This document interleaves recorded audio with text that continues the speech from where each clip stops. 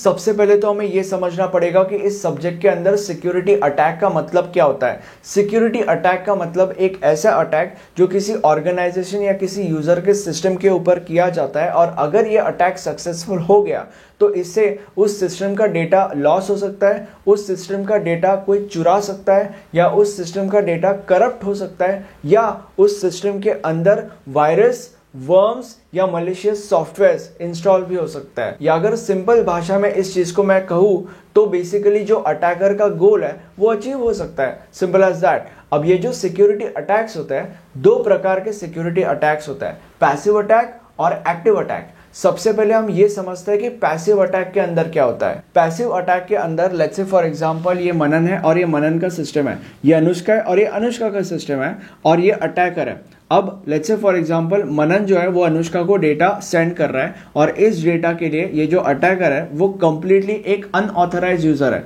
तो passive attack के अंदर जो अटैकर है वो इस डेटा को बस ऑब्जर्व करेगा, वो इस डेटा को चेंज या मॉडिफाई नहीं करने वाला, राइट। पैसिव अटैक का इंटेंशन बस इस डेटा को ऑब्जर्व करके इस डेटा को बाद में यूज करना होता है, या उसका इंटेंशन इस डेटा को ऑब्जर्व करके अलग अलग चीजों के बारे में लर्न करना होता है। अब ये अलग अलग चीजों के बारे में लर्न करना होता है, इसका मतलब क्या होता है? इसका मतलब ये है कि इस डेटा को बस ऑब्जर्व करके अटैकर बहुत सारी चीजें जान सकता है, जैसे कि फॉर एग्जाम्पल सिस्टम के अंदर कौन सा ऑपरेटिंग सिस्टम यूज हो रहा है, कितने सिस्टम साथ में कनेक्टेड है, या अलग अलग सर्कमस्टेंसेस में एक सिस्टम कैसे बिहेव करता है। इन सारी की सारी चीजों के बारे में जो अटैकर है वो लर्न कर सकता है, और फिर सारी की सारी चीजें जानने के बाद या लर्न करने के बाद अटैकर बाद में और भी ज्यादा बड़ा या और भी ज्यादा सोफिस्टिकेटेड अटैक परफॉर्म करेगा।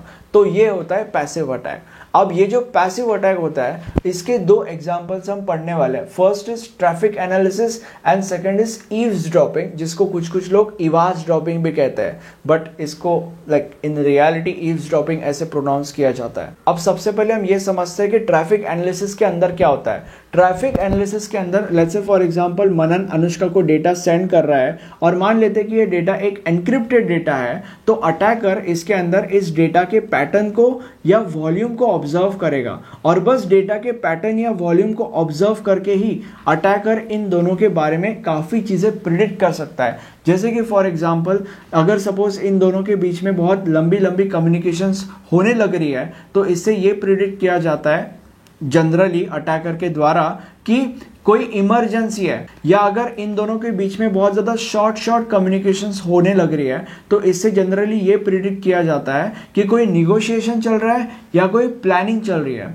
और अगर इन दोनों के बीच में कोई कम्युनिकेशन ही नहीं है तो इससे लैक ऑफ एक्टिविटी ये प्रिडिक्ट किया जाता है, या इससे अटैकर इन दोनों के वर्क आवर्स भी पता लगा सकता है। मतलब वो ये भी पता लगा सकता है कि ये दोनों एक दिन के अंदर कौन से वक्त पे काम करते हैं, और फिर ये सारी की सारी इंफॉर्मेशन कलेक्ट करने के बाद अटैकर फिर बाद में आके एक और ज्यादा डेंजरस या एक और ज्यादा सोफिस्टिकेटेड अटैक परफॉर्म कर सकता है। अब अगर तुम्हें ट्रैफिक एनालिसिस इस अटैक से बचना है तो तुम क्या कर सकते हो? तो ऐसा करने के लिए तुम फेक ट्रैफिक या फेक डेटा बीच बीच में सेंड कर सकते हो। अभी इससे क्या होगा? इससे ये होगा कि जो भी इंफॉर्मेशन अटैकर कलेक्ट करेगा, क्योंकि तुमने फेक ट्रैफिक या फेक डेटा जनरेट किया था या सेंड किया था बीच बीच में, इसीलिए उस इंफॉर्मेशन की जो क्वालिटी है वो क्वालिटी डिग्रेड हो जाएगी। अब हम ये समझते हैं कि ईव्सड्रॉपिंग का मतलब क्या होता है। सबसे पहले तुम्हें ये समझना पड़ेगा कि अनसिक्योर्ड नेटवर्क का मतलब क्या होता है। अनसिक्योर्ड नेटवर्क का मतलब एक ऐसा नेटवर्क जिसे कोई भी एक्सेस कर सकता है, या अगर तुम्हें इस नेटवर्क को एक्सेस करना है तो कोई बड़ा बैरियर नहीं है, जैसे कि for example free public wifi networks. अब क्योंकि इन नेटवर्क्स के जो यूजर नेम और पासवर्ड होता है वो पब्लिकली अवेलेबल होता है, इसलिए ऐसे नेटवर्क्स को कोई भी एक्सेस कर सकता है, एक अटैकर भी, एक हैकर भी और एक नॉर्मल इंसान भी, और ऐसे नेटवर्क्स को कहा जाता है अनसिक्योर्ड नेटवर्क। अब हम ये समझते हैं कि ईव्सड्रॉपिंग के अंदर क्या होता है। अब अगर तुमने रश इस बॉलीवुड मूवी को देखा होगा जिसके अंदर एक्टर इमरान हाशमी है और एक्ट्रेस नेहा धूपिया है, तो तुम्हें ये चीज पता होगी कि इस मूवी के अंदर एक न्यूज चैनल होता है और पूरे के पूरे सिटी के अंदर जितने भी क्राइम्स होते हैं सारे के सारे क्राइम्स के बारे में इसी न्यूज़ चैनल को सबसे पहले पता चल रहा होता है। तो अभी जो एक्टर है वो इस न्यूज़ चैनल के हेड को कहता है कि ऐसा कैसे हो सकता है, सबसे पहले इन क्राइम्स के बारे में तुम्हें ही क्यों पता चलता है। तो फिर इस न्यूज़ चैनल का हेड उसे बताता है कि ऐसा इसीलिए होता है क्योंकि पूरे के पूरे सिटी के अंदर जितने भी पुलिस वाले हैं सारे के सारे पुलिस वालों का जो टेलीफोन है वो टेलीफोन हमने टैप करके रखा है, और इसीलिए जो भी इस टेलीफोन को कॉल करेगा, क्योंकि हमने इस टेलीफोन को टैप करके रखा है, इसीलिए वो पूरा का पूरा कन्वर्सेशन हम सुन सकते हैं और उस पूरे के पूरे कन्वर्सेशन को हम रिकॉर्ड भी कर सकते हैं। तो ये जो टैपिंग होता है ना, इसी चीज को कहा जाता है ईव्सड्रॉपिंग।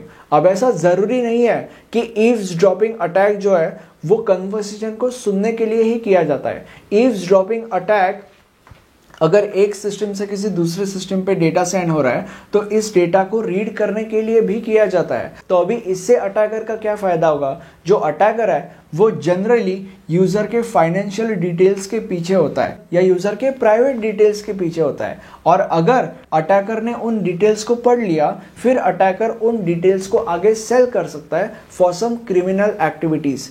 ये उस चीज का फायदा होता है। अब अगर तुम्हें ईव्सड्रॉपिंग इस अटैक से बचना है तो तुम क्या क्या कर सकते हो। सबसे पहली चीज, अपने सिस्टम को किसी भी अनसिक्योर्ड नेटवर्क के साथ कभी भी कनेक्ट मत करो। दूसरी चीज, अपने सिस्टम के अंदर एंटीवायरस इंस्टॉल करो और जब भी उस एंटीवायरस का अपडेट आए उस अपडेट की मदद से अपने सिस्टम के एंटीवायरस को अपडेट करो। और तीसरी चीज, अपने सिस्टम का जो पासवर्ड है या तुम्हारे जितने भी अकाउंट्स है उन सारे के सारे अकाउंट्स के जो पासवर्ड्स है उन पासवर्ड्स को फ्रीक्वेंटली चेंज करो। अब हम ये समझते हैं कि एक्टिव अटैक का मतलब क्या होता है। अब जैसे कि पैसिव अटैक के अंदर मैंने बोला था कि इस अटैक के अंदर जो अटैकर है वो इस डेटा को चेंज या मॉडिफाई नहीं करता। इस अटैक के अंदर वो अटैकर इस डेटा को बस ऑब्जर्व करता है। In the same way active attack के अंदर इससे एग्जैक्टली उल्टी चीज होती है। मतलब इस अटैक के अंदर जो अटैकर है वो इस डेटा को चेंज या मॉडिफाई कर सकता है, ठीक है, based on his interest. Change भी कर सकता है, मॉडिफाई भी कर सकता है, और बहुत बार वो इस डेटा को अपने खुद के फॉल्स डेटा के साथ रिप्लेस भी कर सकता है, या बहुत बार ये अटैकर इस डेटा के अंदर अपना खुद का एक फॉल्स डेटा इंस्टॉल भी कर सकता है, ठीक है। अब एक्टिव अटैक के अंदर हम 3 अटैक्स पढ़ने वाले हैं, replay attack, massacred attack and DOS attack. सबसे पहले हम ये समझते हैं कि रिप्ले अटैक का मतलब क्या होता है। रिप्ले अटैक के अंदर जो अटैकर है वो किसी ऑथराइज यूजर के स्पेसिफिक कम्युनिकेशन पैकेट्स को स्टील करता है और फिर वो उन पैकेट्स को अपने पास ही रखता है, और फिर बाद में वो उन पैकेट्स का इस्तेमाल करता है टू शो कि ऑथराइज यूजर तो वो है, ओके। और मैं तुम लोग को इसका एक एग्जांपल भी दे सकता हूँ। अब लेट्स से फॉर एग्जांपल ये मनन है और ये मनन का सिस्टम है। अब मनन का एक फेसबुक अकाउंट है तो ऑब्वियसली उस अकाउंट का कोई यूजर नेम और पासवर्ड होगा ही। तो मान लेते हैं कि मनन अपना यूजर नेम और पासवर्ड इस सिस्टम में डालता है और ये यूजर नेम और पासवर्ड यहाँ तक ट्रैवल करता है ताकि फेसबुक मनन को अपने अकाउंट का एक्सेस दे सके। अब ये जो यूजर नेम और पासवर्ड है ये एक स्पेसिफिक कम्युनिकेशन पैकेट से हो गया ना, तो अटैकर क्या करेगा, बीच में ही इन स्पेसिफिक कम्युनिकेशन पैकेट्स को स्टील कर लेगा और अपने पास स्टोर कर लेगा, ठीक है। और फिर बाद में वो इन पैकेट्स को यूज करेगा। और वो कैसे, अटैकर इन पैकेट्स को वैसे का वैसा फेसबुक के पास सेंड करेगा जिससे फेसबुक को ये लगेगा कि अभी मनन ही एक्सेस मांग रहा है वापस, और चांसेस है कि फेसबुक एक्सेस दे भी देगा। तो अभी इससे क्या होगा, इससे मनन के फेसबुक के अकाउंट का एक्सेस अटैकर को मिल जाएगा। और अब तुम शायद से ये भी कह सकते हो कि ये जो मनन है वो यूजर नेम और पासवर्ड जो डाल रहा है वो तो एनक्रिप्ट होगा ना पहले और फिर यहाँ पे ट्रैवल करेगा। हाँ, बट ये जो अटैकर है वो इन पैकेट्स को ऐसे का ऐसे ही उठा रहा है और ऐसे का ऐसे यहाँ पे सेंड कर रहा है, तो इससे चांसेस होता है कि फेसबुक उसको अकाउंट का एक्सेस दे दे। अब हम अगले अटैक के ऊपर जंप करते हैं विच इज मैस्करेड अटैक। अब इसके अंदर भी जो यूजर है वो प्रिटेंड करता है कि वो एक ऑथराइज यूजर है। Let's say for example massacred attack के अंदर क्या होता है, जो अटैकर है वो मनन का यूजर नेम और पासवर्ड चुरा लेगा। अब वो किस तरीके से चुराएगा, वो तरीका कोई भी हो सकता है। अब चुराने के बाद अटैकर को पता है कि मनन का यूजर नेम और पासवर्ड क्या है। अब अगर अटैकर के पास मनन के बारे में ये सारी की सारी इन्फॉर्मेशन है तो अटैकर कभी भी फेसबुक के ऊपर जा सकता है और कभी भी वहां पे यूजर नेम और पासवर्ड की जगह पे मनन का यूजर नेम और पासवर्ड डाल सकता है, और अगर उसने डाल दिया तो फिर उसको मनन के अकाउंट में एक्सेस मिल जाएगा। तो इसका मतलब जो अटैकर है वो एक मैस्कुरेडर है और ये जो अटैक है ये एक मैस्कुरेड अटैक है। और ऐसा हम बहुत बार करते भी थे जब हम हमारे स्कूल में थे। स्कूल में क्या होता था, हमारे स्कूल का एक कॉमन वेबसाइट होता था और उस वेबसाइट के अंदर हर स्टूडेंट का अपना खुद का एक अकाउंट होता था, हर स्टूडेंट का अपना खुद का एक यूजर नेम और पासवर्ड होता था, और अकाउंट में एक बार एक्सेस मिलने के बाद हर यूज़र के पास उस पासवर्ड को चेंज करने का ऑप्शन भी होता था, बट हर यूज़र उस पासवर्ड को चेंज करना भूल जाता था। और अगर हर स्टूडेंट के यूज़र नेम की बात की जाए तो हर स्टूडेंट का यूज़र नेम एक पर्टिकुलर कॉम्बिनेशन से बनता था, और वो कॉम्बिनेशन प्रिडिक्ट करना बहुत ज़्यादा ईजी होता था। और इसी चीज़ का फ़ायदा हम लोग उठाते थे।